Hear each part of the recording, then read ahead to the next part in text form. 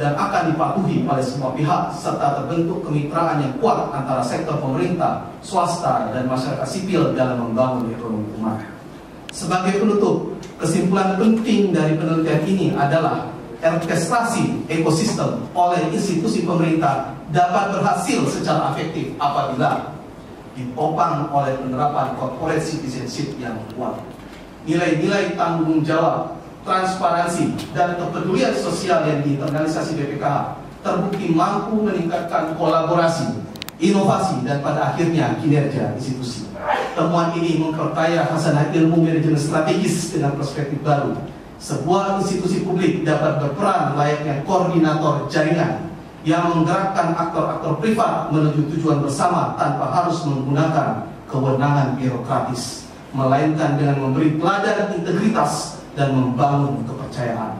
Dari sisi akademik, studi ini berkontribusi dalam menjembatani literatur corporate citizenship dengan teori ekosistem inovasi, khususnya dalam konteks sektor publik yang unik. Tentu penelitian ini memiliki keterbatasan, antara lain cakupan yang masih terbatas pada ekosistem keuangan haji Indonesia dan jumlah survei sampel yang relatif kecil.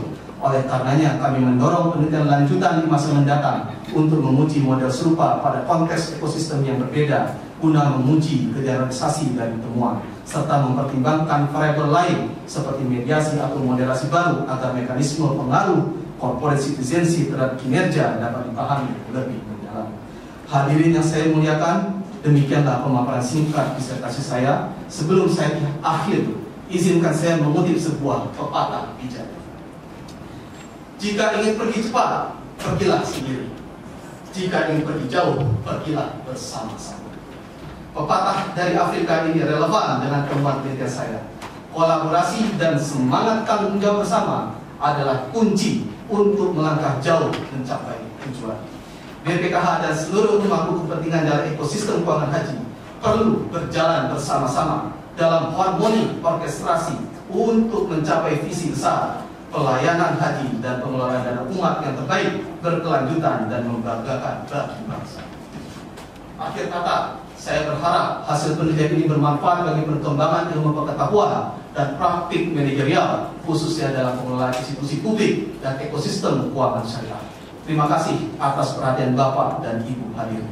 Wassalamualaikum warahmatullahi wabarakatuh. Ada beberapa concern yang menurut saya perlu dikemukakan di forum ini supaya kita semua jelas.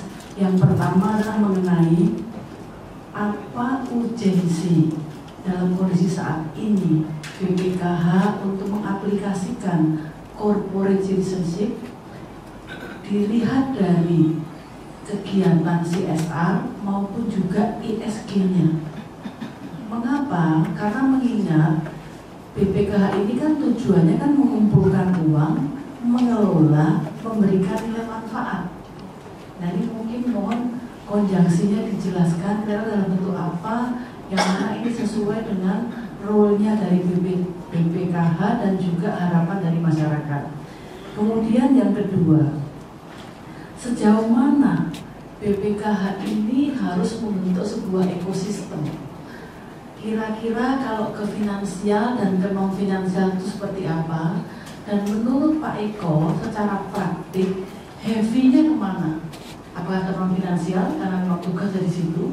Atau porsinya seberapa besar sih untuk ke finansial dan non finansial? Kemudian berikutnya, apa peran BPKH saat ini terhadap perbaikan pengelolaan haji di masa mendatang? Karena bagaimanapun BPKH adalah selalu aktor dari pelaksanaan ibadah haji di Indonesia. Terima kasih.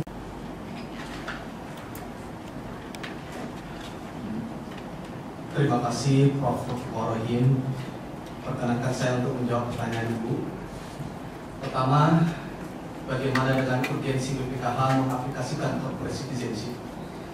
Oke, Bapak Ibu dapat saya sampaikan di sini.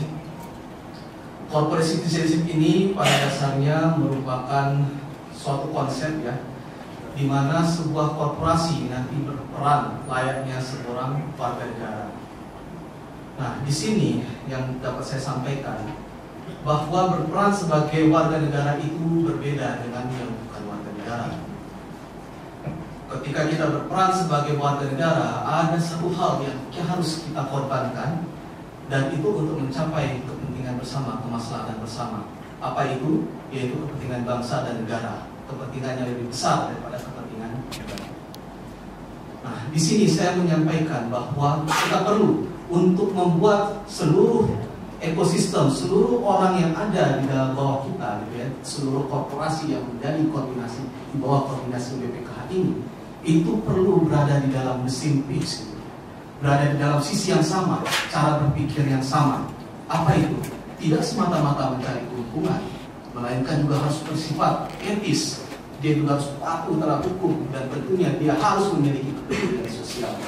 Ketika kita di sini sudah memiliki cara pandang yang sama, visi yang sama, maka kita akan bisa menentukan tujuan yang sama. Dan itulah menjadi faktor kunci di mana kita nanti akan bisa untuk mencapai tujuan bersama dari pengelolaan keuangan haji ini, yaitu menghasilkan nilai manfaat bagi jemaah haji. Nah, di sini mungkin kalau saya boleh menjawab, mungkin ini kurang tepat. Jadi, tapi saya berusaha untuk menjawab semaksimal mungkin bahwa tujuan BPKH pada akhirnya adalah memang untuk menjadikan jemaah haji ini bisa berangkat, dan untuk bisa berangkat tentunya butuh nilai manfaat. Nilai manfaat itu tidak lain adalah finansial. Nah, oleh karena itu Ibu, memang walaupun di dalam disertasi ini tidak berpengaruh langsung untuk mencapai target-target finansial, tetapi di sini kita akan berupaya untuk bisa membuat semuanya berkoordinasi hingga akhirnya nanti bisa mencapai tujuan yang penting itu, yaitu kita bisa memberikan subsidi, memberikan nilai manfaat bagi jemaah haji sehingga mereka bisa berangkat ke tanah suci. Mungkin demikian Ibu jawabannya.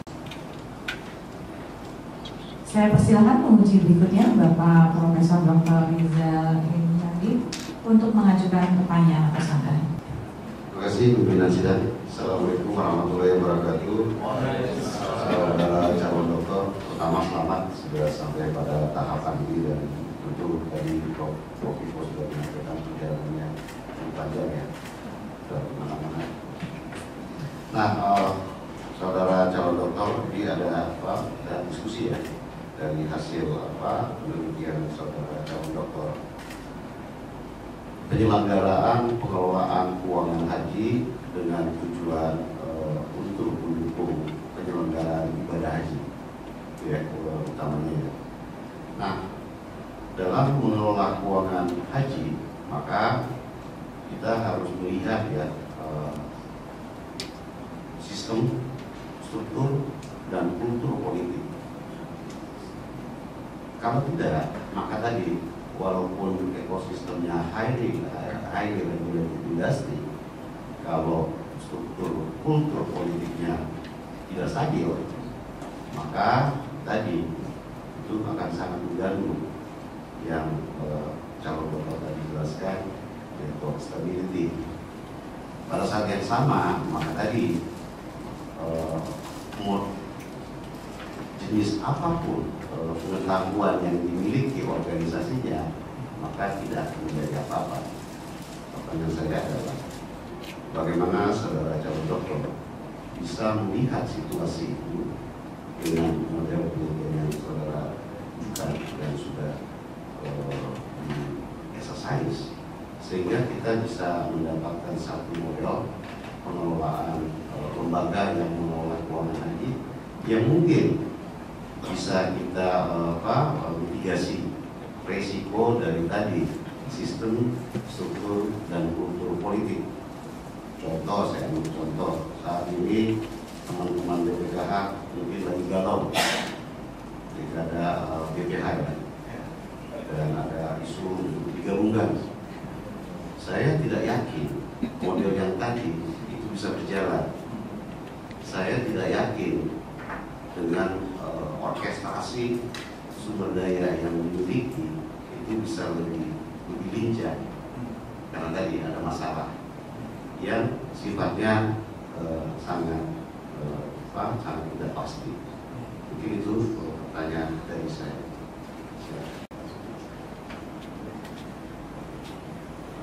Terima kasih Bapak Profesor Dr. Rizal.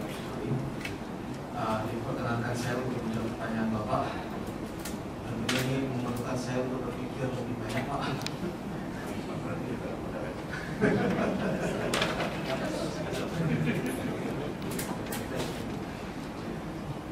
Saya mau menyampaikan sedikit hal, Pak, yang mungkin hari ini hadir bukan hanya sekedar mendukung, Pak, tapi ini menunjukkan, Pak, bahwa BPKH hari ini bisa Bapak lihat di sebelah sana, Pak, yang memakai baju biru dan memakai baju batik, Pak. Ini kami di sini sudah seperti keluarga yang bersatu ketika kami di sini sudah menghadapi suatu ketidakpastian. Betul, saat ini kita sedang mengalami masa-masa di mana ada ketidakpastian dari ketidakstabilan politik tadi, di mana salah satunya adalah kita saat ini sedang mengamandemen Undang-Undang Nomor 8 dan juga Undang-Undang Nomor 34. Di satu sisi ada banyak hal yang tidak bisa kita kendalikan. Faktor tersebut diantaranya adalah keinginan politik. Keinginan politik itu tidak bisa kita kendalikan karena mereka sudah memiliki visi yang mungkin pun kalau kita katakan itu masih ada perdebatan di antara mereka. Namun demikian kami di sini bisa mengatur atau bisa mengendalikan hal-hal yang mungkin berada di dalam genggaman kami. Di antaranya adalah bagaimana kami di sini mengatur ekosistem kami. Salah satunya juga kami di sini mengatur, misalkan undang-undang ini kami sedang mengajukan yang namanya pemberian cadangan modal. Cadangan modal ini, Pak, adalah merupakan salah satu faktor di mana dulu belum terpikirkan, sehingga sekarang ini kita sedang mengajukan supaya itu menjadi salah satu faktor yang bisa mendorong ekosistem keuangan haji ini menjadi lebih dinamis. Kenapa? Cadangan modal ini bisa mendorong kita untuk mengajukan atau melakukan inovasi-inovasi yang mungkin sebelum-sebelumnya kita tidak berani untuk lakukan. Nah, mohon izin Bapak, jadi memang betul bahwa BPKH dengan BPH ini saat ini memang masih menjadi perdebatan. Saya kira untuk BPH ini sudah berada di dalam lajurnya dia sendiri. Saya pikir dia sedang berupaya keras gitu ya untuk bisa maju, dan kami di sini mungkin dapat saya sampaikan bahwa di keuangan haji ini, ya, kamilah di sini yang juga memiliki pengetahuan, yang mana pengetahuan itu sebagaimana yang tadi saya sampaikan di dalam model penelitian ini, pengetahuan terhadap pengelolaan keuangan haji itulah yang menjadi modal dasar bagi kita untuk bisa melakukan inovasi-inovasi di ekosistem keuangan haji yang keuangan syariah ini. Nah, saya melihat bahwa keberadaan kami pun sampai sejauh ini sudah memberikan kontribusi yang signifikan. Kalau dulu pangsa pasar syariah itu mungkin di kisaran 2%-an, sekarang ini sudah 7,5% dari pangsa pasar total industri keuangan. Ya, saya pikir sudah ada kenaikan yang signifikan dari kehadiran kami di sini di dalam ekosistem keuangan ini, sehingga kalau saya katakan di sini bahwa apa yang kami lakukan itu sebenarnya secara tahap demi tahap sebenarnya sudah mencapai tujuan utama kami, yaitu untuk bisa terciptanya sustainabilitas dari keuangan haji, di mana semua nanti jemaah haji mau tahun berapapun dia akan bisa berangkat tanpa perlu khawatir. Saya demikian dulu, Bapak. Terima kasih, calon dokter. Saya secara diskusi saya sampaikan bahwa pernah kita mengalami situasi yang kurang lebih sama, walaupun dengan konteks yang model lembaganya berbeda. Halal masih bisa kita ingat ya, beberapa tahun yang lalu perdebatan antara RPO MUI dan BPJPH ketika dimunculkan. Apa yang terjadi? Deadlock beberapa tahun, tidak ada apa, akhirnya bergesernya pun tertati-tati. Sekarang BPJPH usaha mengembangkan berbagai penyelidikan halal, tapi tetap terkunci ya, sadar dengan tadi masalah kultur dan sistem yang ada di jaminan halal itu sendiri. Nah, situasi ini menurut saya juga harus dicermati di pengelolaan keuangan haji sendiri tadi. Terima kasih Bu Riani Rahmawati atas pertanyaannya. Mungkin saya rangkum kenapa orkestrasi perlu dilakukan oleh BPKH, dan itu penting. Pertama, BPKH di sini Ibu lahir bukan sebagai korporasi, melainkan sebagai sebuah badan. Ya, kalau kita bandingkan dengan lembaga sejenis seperti lembaga tabung haji maupun lain, Saya persilakan penguji berikutnya Ibu Profesor Sari Wahyuni PhD untuk mengajukan pertanyaan atau sanggahan.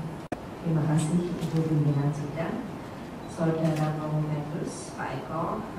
Model yang Anda sampaikan sangat menarik dan saya senang sekali punya teman-teman pengelola haji hadir di sini. Kita pasti akan belajar banyak di sini dan tadi Anda menyatakan bahwa insya Allah bisa haji kapanpun. Masya Allah, saya sampai kapanpun, berarti pengen langsung berangkat bisa ya Pak ya? Cepat gitu. Kali ini belum. Kita harus memiliki cita-cita sampai ke sana. Very good. Persoalannya Anda membuat suatu model yang mungkin Bapak Ibu nanti bisa tanya ke Romo Vendus. Modelnya bagus sekali Bapak Ibu. Salah satunya bukan hanya corporate citizenship, tapi juga managing innovation appropriately dan innovation value proposition. Dengan hubungan tadi kan dreamnya bisa suatu ketika bisa haji kapanpun. Nah ini karena dreamnya semua orang yang Muslim selalu menuju ke situ. Sekarang pun harus antrinya panjang. Kadang-kadang dengan deg-degan bisa berangkat bisa enggak kan gitu kan. Nah dengan modal yang Anda buat ini, terutama di innovation Pak, karena managing innovation appropriately ke innovation value proposition Anda ditolak. Satu, saya ingin tanya reasoningnya apa? Kenapa ditolak? Yang kedua adalah innovation seperti apa yang appropriately itu? Dan bagaimana innovation value proposition seperti apa yang bisa dibangun oleh teman-teman pengelola ini sehingga nantinya kita bisa suatu ketika dengan haji pun langsung cepat berangkat. Silakan. Itu dengan pertanyaan tersebut gitu. Baik, mungkin saya menjawab sedikit Ibu. Ini memang suatu hal yang mengejutkan ya. Ketika kami itu, saya menemukan kok ternyata di dalam model itu innovation appropriability itu ternyata tidak signifikan. Ya, jadi memang ada perbedaan konteks antara institusi publik dengan korporasi. Kalau penelitian-penelitian sebelumnya itu fokusnya kepada korporasi. Saya persilakan penguji berikutnya Bapak Rifki Ismail PhD untuk mengajukan pertanyaan atau sanggahan. Terdengar ya Pak suara kami? Pimpinan Sidang, promotor, co-promotor dan juga Dewan Penguji, juga tentu spesial calon dokter Saudara Eko Surya Lesmana. Sama seperti penguji tadi, kami ucapkan selamat sudah sampai pada mudah-mudahan tahap akhir ini ya Pak Eko, dan semoga berkah nanti. Amin. Kalau kami melanjutkan dari pertanyaan para penguji tadi, karena memang dari background kami coba kami merujukkan kepada contoh yang lebih spesifik gitu ya. Jadi terkait dengan bagaimana mengorkestrasikan gitu ya, misalnya kalau dalam konteks pengelolaan dana haji. Nah fakta terkini dana haji itu kan menghadapi tekanan geopolitik. Nah jadi kalau kami dari makroekonomi, kalau dari Bank Indonesia melihatnya ekonomi Indonesia ini sekarang punya pengaruh atau dipengaruhi oleh tekanan geopolitik yang dampaknya tentunya salah satunya kan nilai tukar. Nah dari bulan pertama tahun ini nilai tukar rupiah itu hampir menyentuh 17.000, 16.000 sekian, hampir. Kalau di pasar gelap sudah, tapi di pasar yang legal itu belum sampai. Nah kemudian apa akibatnya? Industri perbankan syariah dalam rangka menekan atau mitigasi risiko khusus melakukan hedging syariah. Nah Januari sampai Mei itu forward syariah yang sudah kita praktikkan di Indonesia itu, forward syariah itu transaksinya sampai 92 juta dolar dan frekuensinya 84 kali.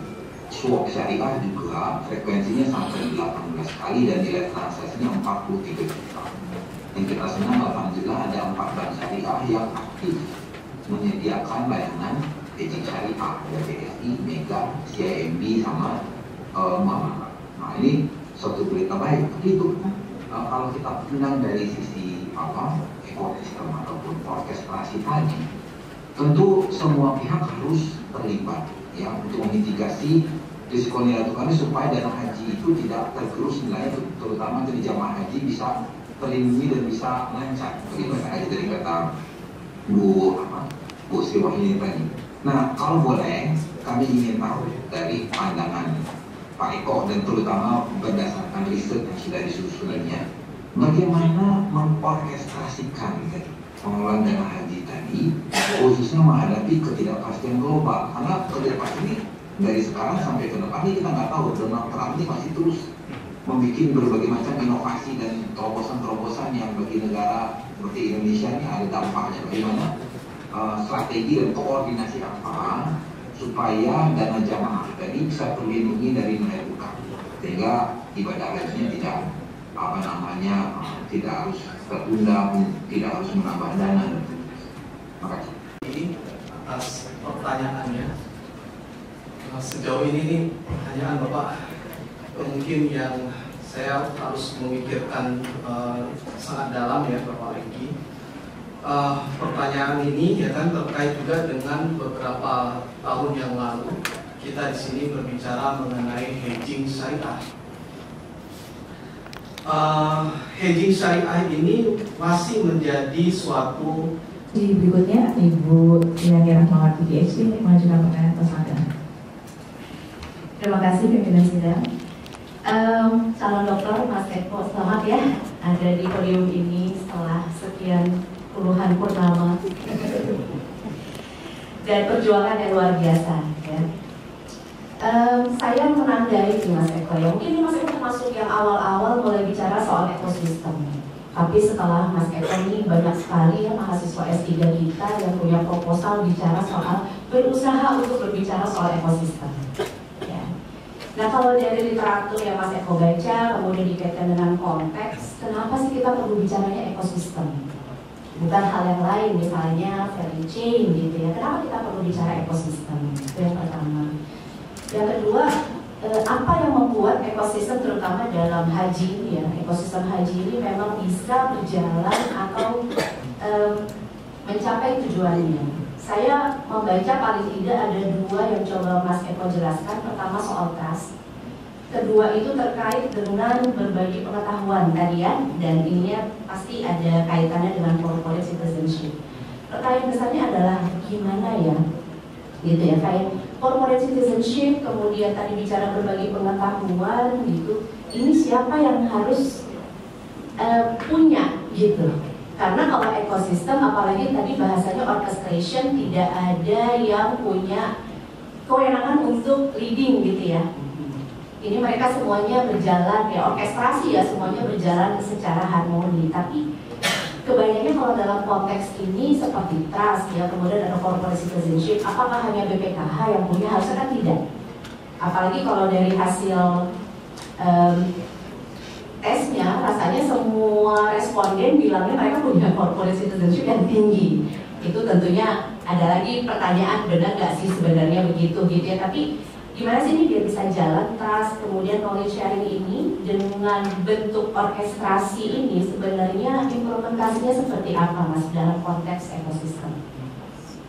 Silakan. Bagaimana kita memanage dari risiko? Risiko di BPKH ini yang saat ini belum ada adalah cadangan modal. Bagaimana cadangan modal ini bisa menyerap risiko, termasuk juga adalah risiko dari nilai tukar tersebut. Nah, kalau kita misalkan sudah bisa mendapatkan safe harbor policy, maka kita juga akan mendapatkan counterpart juga yang akan berani juga untuk bertransaksi dengan kita.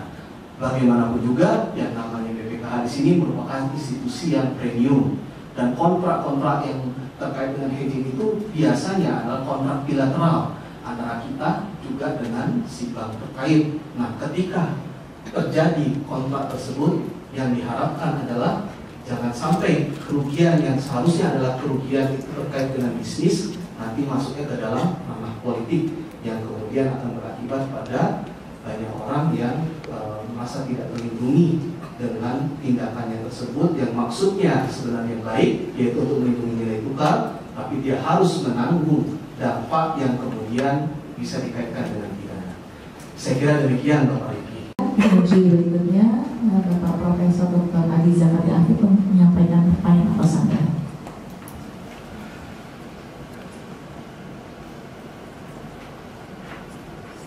Terima kasih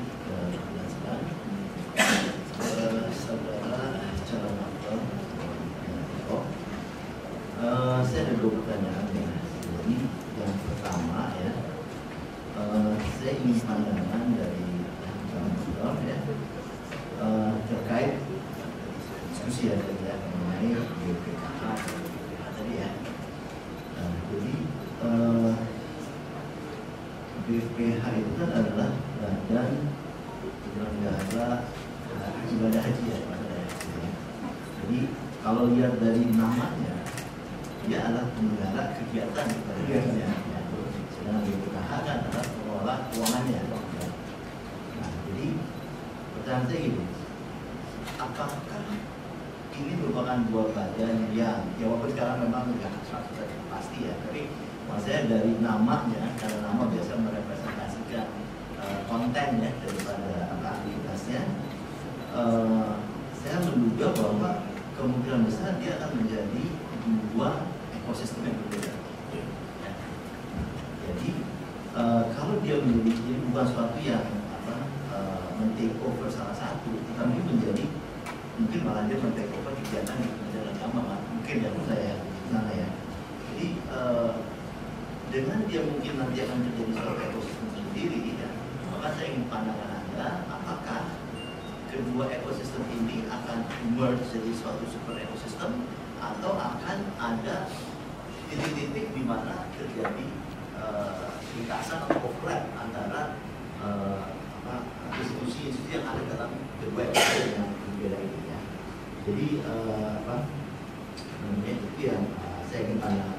Ya tentu ini bukan 100%, tapi based on your research ya, what do you think akan terjadi dengan andai kata sudah dilakukan andai kata BPH seperti yang saya deskripsikan seperti tadi ya, adalah apakah model penelitian Anda ini ya kan berbeda dengan ekosistem secara umum yang itu adalah lingkungannya korporasi ya. Maka ini ada satu badan pemerintah di dalamnya gitu kan. Ini kan sesuatu yang membedakan dengan sedangkan yang lainnya adalah mostly adalah yang ketiga yang private sector gitu ya yang ada di dalam ekosistem ini ya. Dan apakah temuan di sini juga bisa berlaku ya kalau misalnya kita lihat di perbankan syariah dengan OJK misalnya, atau asuransi syariah mungkin dengan OJK juga gitu. Do you think model ini bisa cukup agile untuk bisa menjelaskan hal-hal yang ada di situ, mengingat bahwa karakter badan pemerintah yang ada di dalam ekosistemnya ya. Kalau saya tidak bertanya satu lagi ya. Sama-sama ketua komisi dan mau kalah ya. Yang ketiga lebih sederhana ya. Jadi tahun 60-an kalau saya nggak salah ada ekonom yang terkenal yang mendapat hadiah Nobel ya, namanya Milton Friedman, itu mengatakan bahwa the social responsibility of business is to make profit. Ya. Jadi dengan kata lain dia mengatakan bahwa bisnis itu harus memiliki aktivitas sosial, gitu ya. Nah, sedangkan corporate social responsibility itu muncul sebelum itu tahun 50-an. Ya. Tetapi di dunia barat itu mengalami perdebatan. Sebenarnya sesuai dengan pernyataan Friedman tadi, apakah sebenarnya bisnis harus sejauh itu gitu kan? Ya. Nah, kemudian muncullah istilah corporate citizenship gitu kan. Jadi mengembalikan korporasi itu sebagai tadi warga negara. Kalau sebagai warga negara, maka dia punya bukan hak saja, tapi dia punya kewajiban gitu kan. Nah, dan ini kemudian menjadi populer setelah skandal tahun 90-an di Enron, World.com ya, dan seterusnya ya, itu membuat istilah corporate citizenship ini lebih muncul ya. Sejauh yang saya tahu di Indonesia perdebatan ini nggak terlalu banyak muncul gitu ya, CSR banyak muncul dan sebagainya ya. Nah, yang saya ingin adalah pandangan Anda, apakah ya organisasi-organisasi yang katakanlah berbasis syariah, di bank banking, insurance, mungkin yang menggunakan fondasi keseharian itu sebagai visi bisnis ya gitu ya. Apakah dia memiliki potensi untuk lebih besar menerima corporate citizenship atau sama aja dengan bisnis yang lain? Ya, ya. Terima kasih Bapak Profesor Dr. Adi Zakari Afif atas pertanyaan Bapak. Terima kasih untuk menjawabnya. Pertama, ini mengenai ekosistem dari BPKH dan BPH. yang masih menjadi perdebatan di parlemen pada saat ini. Pada prinsipnya Bapak, kalau saya masih memandang bahwa karena memang tugasnya berbeda dan kemudian lingkup pengetahuannya pun berbeda, maka sebenarnya itu masih menjadi dua lembaga yang berbeda. Nah, saya masih memandang bahwa keberadaan dari BPH dan BPKH di sini mungkin kemungkinannya masih menjadi dua lembaga dan ekosistem yang berbeda. Nah, memang ada saat ini polemik Bapak, karena BPH ini adalah sebagai lembaga penyelenggara haji, tetapi dari sisi anggarannya mereka tidak punya. Dari mana mereka bisa mendapatkan anggaran itu? Ya kan, kalau mungkinan itu kan mungkin dari Kementerian Agama, tapi ada juga wacana bahwa itu nanti akan berasalnya dari BPKH.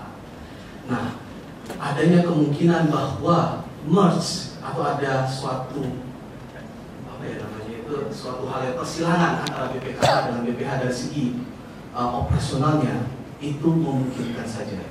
Namun demikian, kalau kita berbicara pada konteks yang ada di dalam penelitian ini, itu masih menjadi suatu hal yang kalau kita sampaikan itu masih relevan.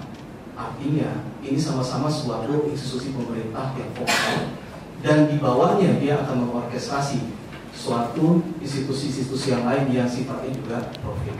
Nah, sehingga kalau kita melihat dari model penelitian ini, ketika nanti pun terjadi sesuatu, ya kan, misalkan BPKH maupun BPH ini kemudian masuk merger, ya kan, artinya masih ada suatu persilangan di situ, ya mungkin saja itu terjadi, yaitu masih relevan dengan model penelitian ini.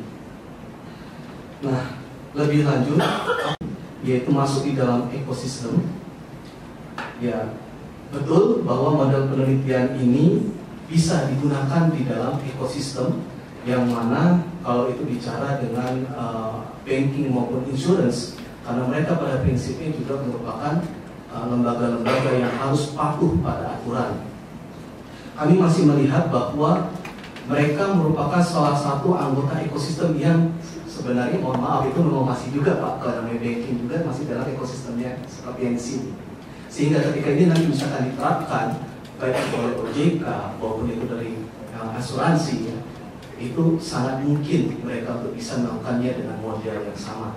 Namun demikian perlu diperhatikan bahwa di dalam ekosistem yang ini diorkestrasi oleh institusinya dan kepublikan, maka etikanya pun harus memperhatikan etika publik, harus memperhatikan transparansi dan akuntabilitas di situ.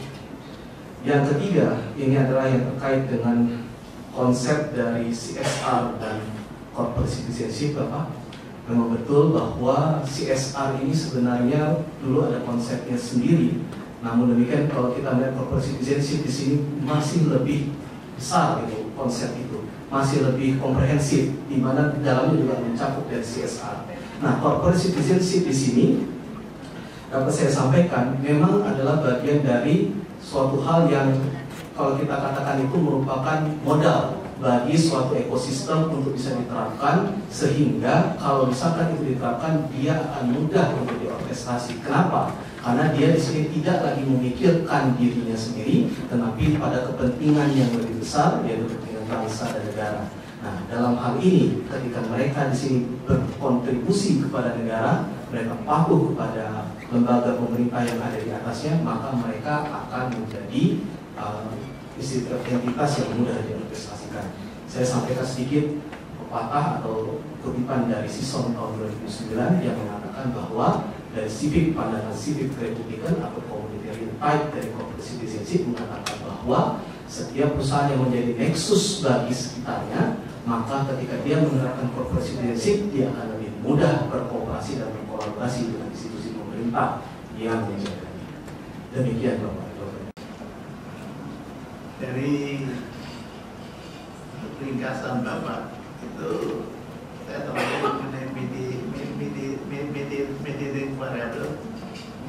Ternyata mediasinya itu hanya corporate citizenship.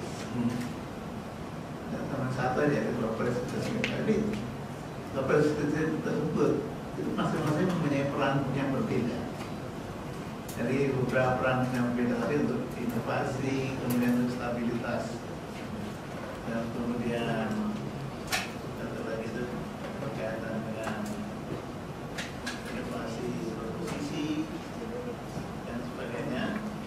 Itu mana yang paling efektif mempengaruhi BPKH tadi? Baik. Yang paling efektif mempengaruhi BPKH. Tolong dijelaskan alasannya apa dan pengaruhnya berapa besar. Bapak Dr. Setia Hariwianto, terima kasih atas pertanyaan Bapak. Perkenankan saya untuk menjawabnya. Baik, benar bahwa di sini kita menggunakan model ini ada 6 variabel. Pertama adalah corporate citizenship, kemudian dari model orkestrasi di situ ada 4. Pertama adalah mobilitas pengetahuan, innovation approvability, kemudian stabilitas jaringan, dan inovasi berposisi nilai. Nah, di ujung ya kan pada akhirnya kita mendapatkan kinerja dari institusi publik tersebut. Nah, awalnya kami mengira bahwa innovation approvability itu akan penting, tapi ternyata tidak. Karena dalam konteks institusi publik, maka penting untuk mengatakan bahwa transparansi dan akuntabilitas itu lebih penting daripada sekedar proteksi terhadap suatu inovasi. Nah, kenapa di situ penting? Karena semua orang akan bertanya, apa yang dilakukan oleh BPKH ini? Apa yang dilakukan oleh perbankan yang ada di bawah BPKH ini? Kenapa mereka menggunakan produk-produk haji di situ? Nah, untuk itu Bapak, maka aliran pengetahuan itu menjadi penting.